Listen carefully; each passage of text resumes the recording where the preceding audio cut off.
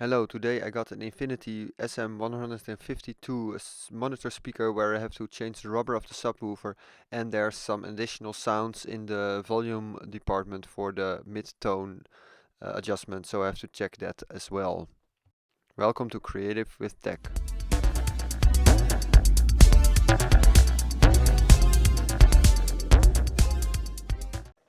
So I looked up all these online instruction videos for how to change the rubbers, and I decided to make one of my own because it's actually pretty easy job, but you can get it wrong easily. So let's see what we're gonna do. I'm gonna scrape off some of the old glue residue. I'd use a flat knife that I can handle to scrape it off from the outer ring of the speaker.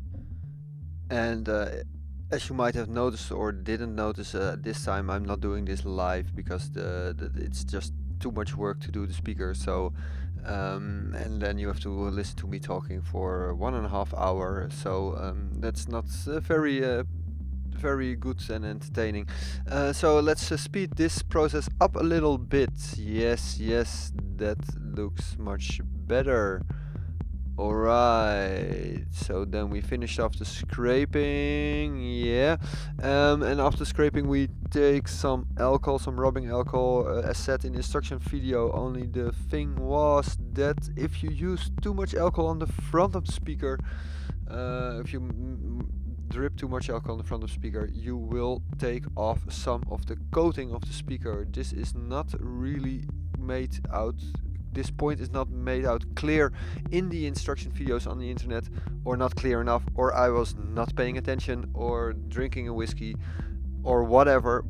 So if you don't drip any alcohol on the conus, then you don't have to do this video twice like I had to do, or well, the first time I didn't do it. Well, whatever. This is turning to be out a very whatever video. I'm just gonna glue here. I just fitted the ring on the speaker, see if it fits. Then I'm gonna glue. I took the white glue, I glued it on the inside, on the back side of the speaker. Then I glued it on the, oh shit, we're going fast now. I glued it on the back side of the speaker, and then I glued it on the other side of the rubber as well. So double glue. Then I sticked it on. Put it on the back of the speaker and just press everywhere and make it make sure it fits, sticks, and then I will do something else for the moment because this takes about half an hour or an hour to dry. And back to normal speed. While the paint, the glue is drying, I'm checking out the filter, because the mid-tone filter, the lower one, is actually making some cracking noises at when you turn it. So I had to take out the filter and see the little one. That's the one, the big one, the one that's most clear. That's actually the one that was actually malfunctioning at two monitors at the same time. So I think it's very bound to fail part. That's not very unreasonable if you look what's in it. It's actually some kind of how do you call it? Well, some iron that is like a spring thing, and it gets dirty, and then there will be the resistance will be shit. So you take off to take it out, you take out the filter, then you just get out the lower knob, which takes some effort actually, as you can see. And then you can turn the screw, loosen the screw, and if you're lucky you can get the thing out. So when it's all out you can desolder it. Let's fast forward to the desoldering process with some desoldering tools that I use, some suction and everything on it. So it's desoldered, and let's see what we can do to clean it. So the pot meter is out, and then you can see here that it's a enclosure. You have some little clamped. It's clamped on the metal is clamped on the plastic stuff, and you can just with a little screwdriver you can open that a little bit and then take off the lid. This is gonna take a little while, so let's forward through this as well.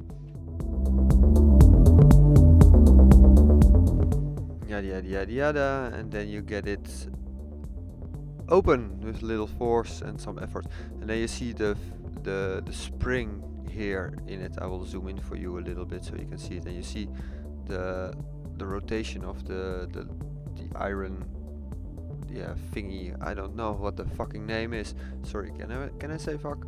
Whatever. That's actually using it's actually causing the resistance in the potmeter. It is a resistance between 1 and 6 ohm actually, which is really rare. I wanted to just change the potmeter, but it's impossible to get one, at least in your local store. So then I was forced to clean this one, which is just actually a kind of nice job. Well, you can measure it. It will be between 1 and 6 ohm. It will be a linear potmeter if you do it well. Now we can also fast forward again, because I will measure it about 25 times and clean it 25 times, and every time it will just jump up and down in the scaling.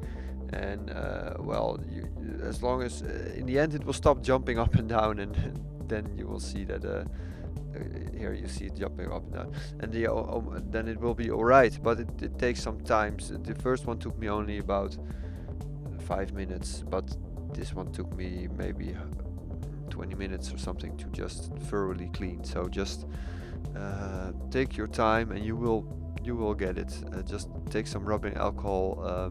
In the end I just used a little bit of sanding paper to actually rub the spring, and just keep on turning the dial, and in the end it will clean itself if you use enough alcohol. Oh yeah, this one actually I dumped in a glass of alcohol in the end because I was so fed up with it, but then that worked actually. So yeah, so then you can put the whole thing back together quickly after you measured it, and solder the whole thing back into the cabinet. Just make sure to clean all your old soldering stuff. Well, the usual stuff when you solder something. I hope you can do that, because if you can't do it you wouldn't be able to get it out anyway. So I guess you can also put it in then, I hope. Well, back to the speaker. The inner ring is now settled after an hour or two drying. It sticks to the back. Just make sure with your hands, check the whole back, see if there's any loose stuff. If there is, just make sure to glue it again and then wait for another hour or so. If it's alright, you can put on the outer ring. Just we have to glue it, the outer ring on the metal.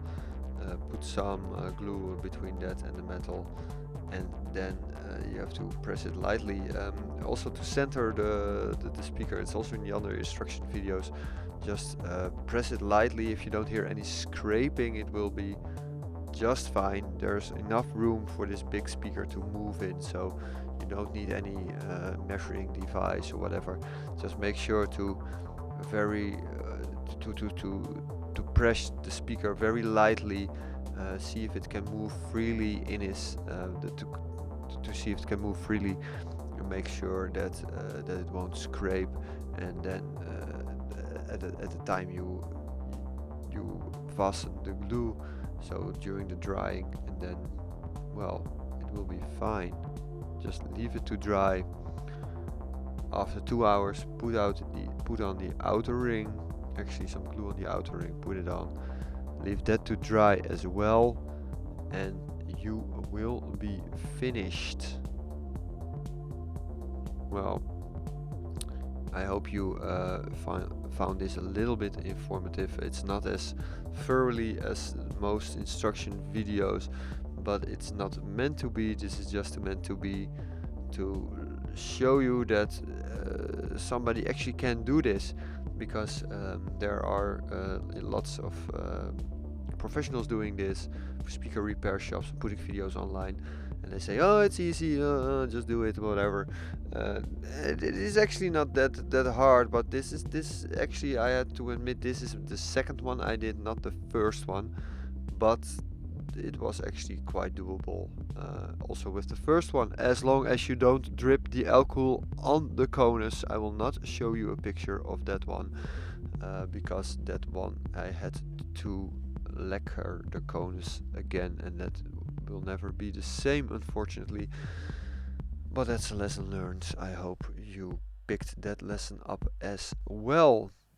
And I hope that the you learned how to clean the the pot meter inside the speaker, which was not actually part of what I wanted to film, but there was some time during the drying that I had to do something else, so maybe you found that informative as well. Well, as always, thank you for watching.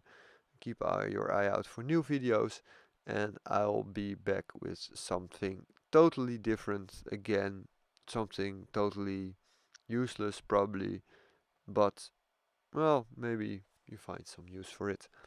Bye bye.